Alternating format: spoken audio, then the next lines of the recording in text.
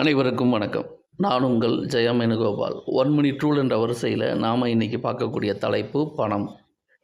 பணம் அப்படிங்கிறது ஒரு மனிதனுக்கு அதிகமாக இருக்கா, கம்மியாக இருக்கா, இல்லை பற்றாக்குறையாக இருக்கா அப்படிங்கிறதுக்கு ஜாதகத்தில் குருவும் சுக்கிரனும் எந்த விதமான பாதிப்புகளும் இல்லாமல் இருக்க வேண்டும். அந்த குருவுக்கும் சுக்கிரனுக்கும் இடம் கொடுத்தவர்கள், சாரம் கொடுத்தவர்கள் வலுவாக இருக்க வேண்டும்.